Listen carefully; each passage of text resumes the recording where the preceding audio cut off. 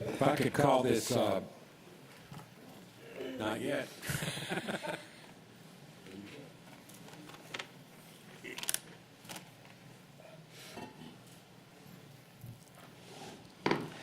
Good afternoon or good evening and welcome to the public hearing.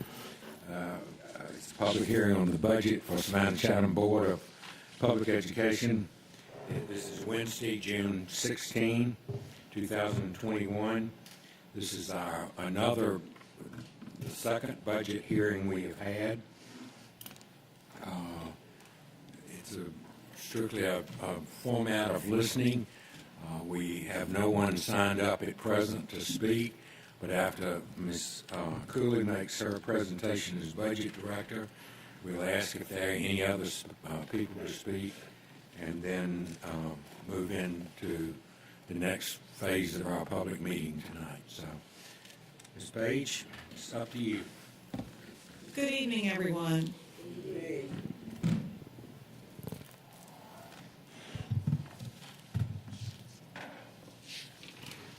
Tonight, we're going to go back over the budget process update. The purpose of our budget, presentation and our hearing tonight is to promote transparency in the budget process and gain community input on budget process and priorities.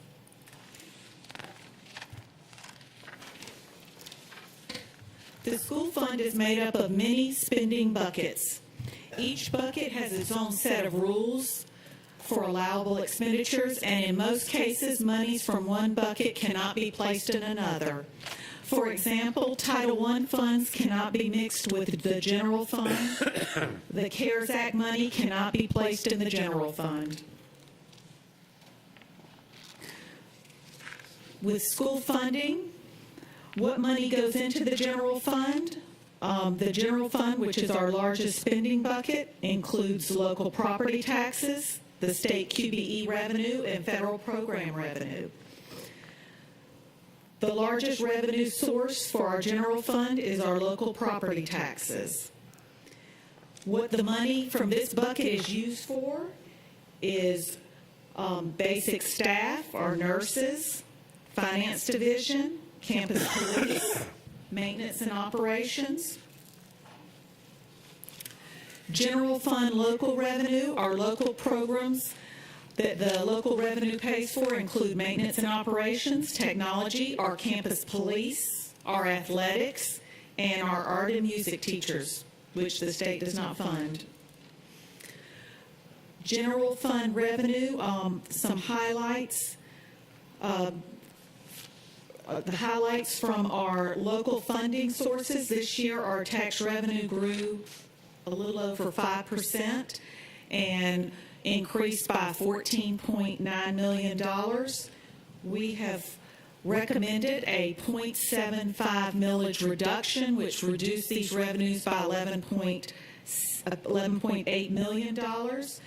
This rollback and reduction includes the rollback portion of it is 0.424 mil, and we also did an additional reduction of 0.326 mils, which came up to the 0.75 mil. So not only is it a rollback, but it is also a reduction in addition to the rollback.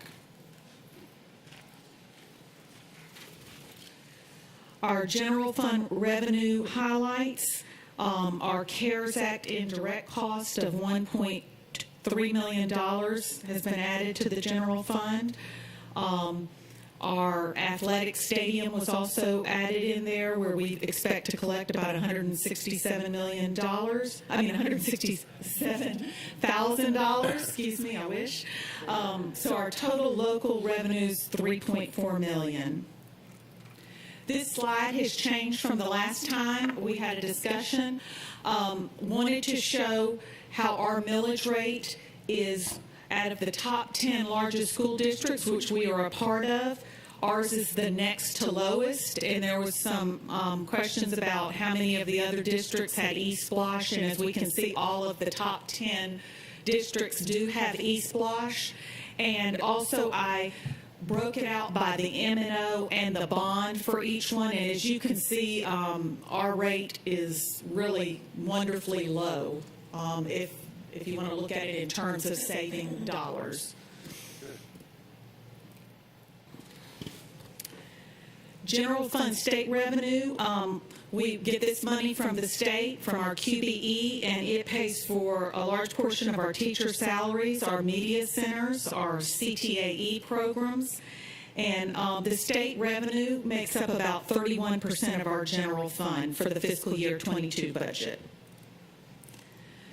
General fund state revenues are as I stated, QBE funds, we're receiving about $145.2 million from the state for fiscal year 22. And our estimated part of this general fund includes state grants that are in the general fund, which equate to $3.96 million. General fund revenues. Some of the areas, the QBE, due to our decreased enrollment during the pandemic, as well as our lower birth rates in Chatham County and nationwide, we have dropped our QBE by $3.6 million for next year. Our total reductions, if looking at everything, we are reduced by the state by about $850,000. On this slide, this is a graph of our general fund revenues by source, and as you can see on the graph, our largest source of revenue in the general fund is our local taxes. This slide shows the increases in expenditures from fiscal year 21 this year to fiscal year 22 next year. And the first one on there is these are our state mandated changes, and the big one is the teachers' retirement percentage that is mandated by the state. It went from this year 19.06% to 19.81%. The other areas are just the elimination of some of our state grants. Oops, excuse me. Okay. Hang on, Nick. Sorry.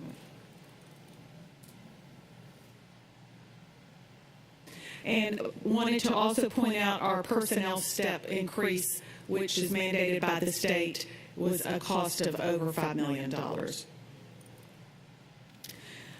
This is just some more changes from fiscal year 21 to 22, the increases and decreases. Unemployment went up a little bit. We had had it at 0% for the last 2 years because we had a fund balance. We have the charter school allocation as an estimated increase. And another big one under the other operating is our staff cost of living increase of 2%, which last year we did not give any cost of living increase to our staff. This year we were able to put in 2%. These are additional increases and decreases from fiscal year 21 to 22. This slide is just a summary of our changes. Our revenue went up $2.6 million, but our expenditures increased $11.7 million. And as you can see, our use of fund balance this year is about $9.2 million. Money going into capital projects funds includes the penny sales tax from eSplosh and earned interest. We use this money for new facilities and additions, our capital repairs, our technology, and for bond debt reductions. This is our capital projects funds. We have revenues of $37 million in capital projects and $52 million in expenditures. Our state and federal grants are used for special revenue funds. Some of these include our Title I through IV grants, our pre-K lottery grant, and our school food service is included in these special revenue funds.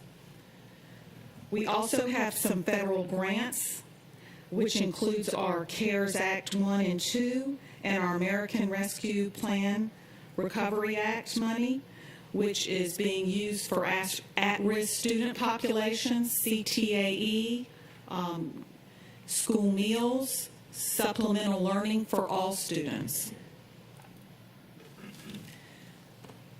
This slide just shows all of our special revenue funds, and this has been updated from last time. We've given you the very latest information on our other funds, on our revenues and expenditures.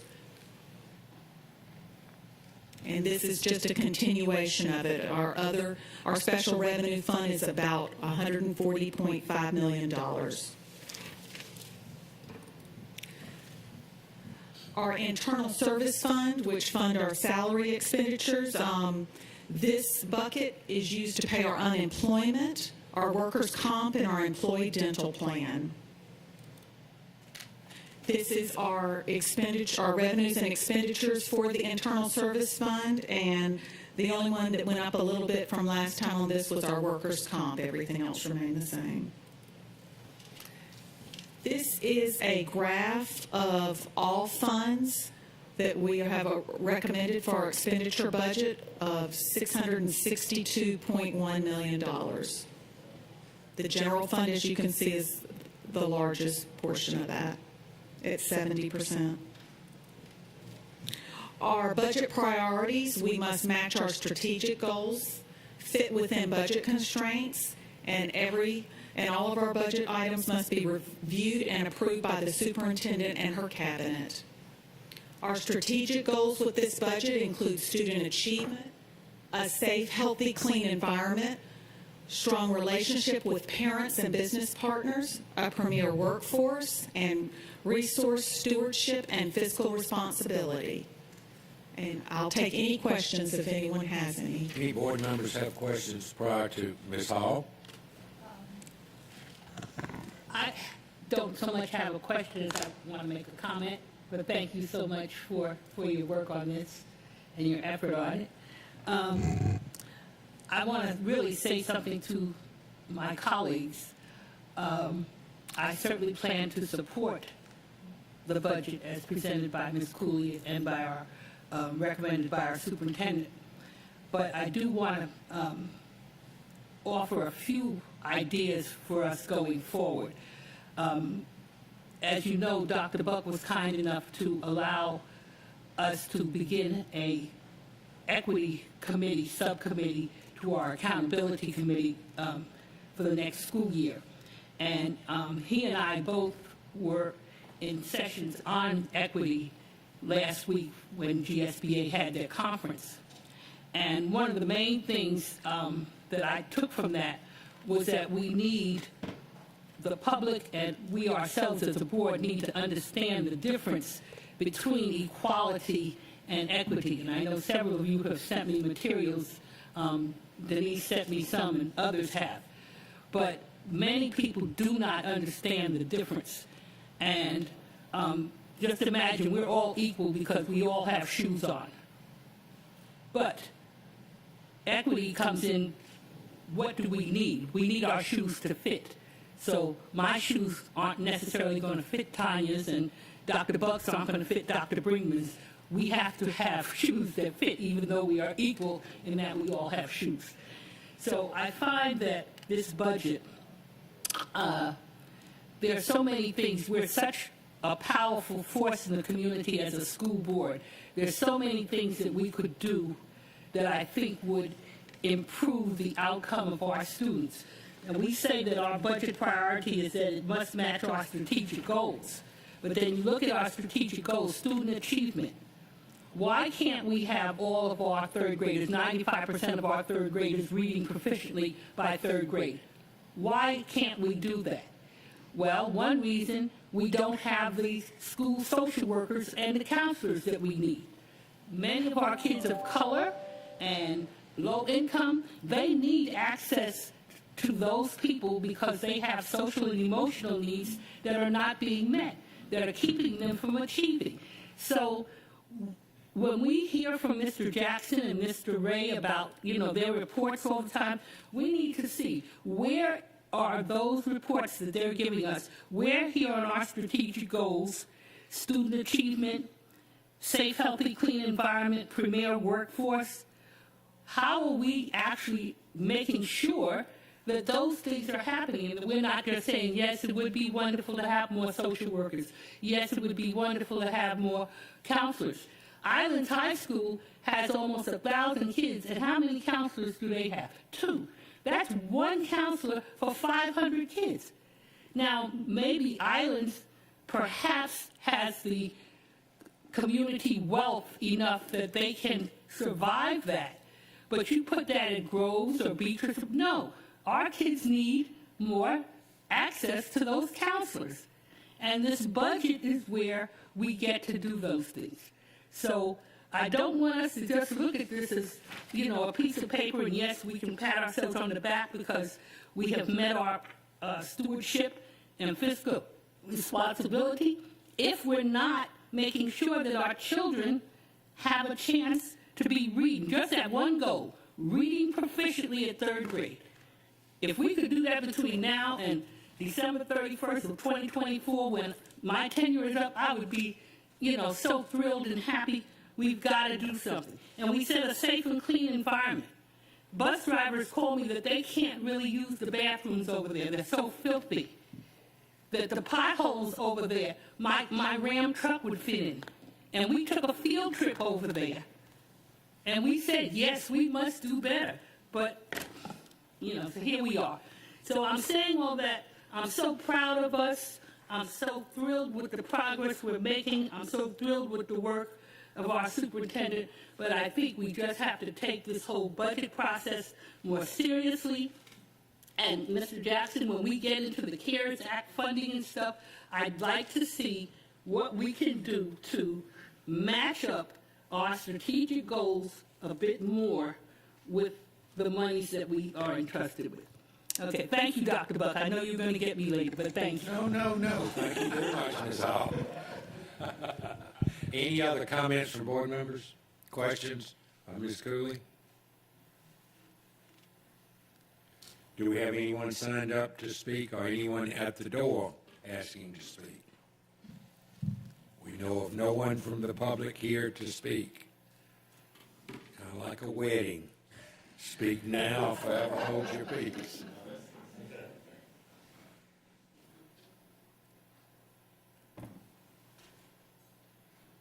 Nobody out there, sir? I will declare us adjourned until 6:30 when we begin our, go back into session with our regular special call board meeting. Thank you, everyone. Thank you, Ms. Cooley.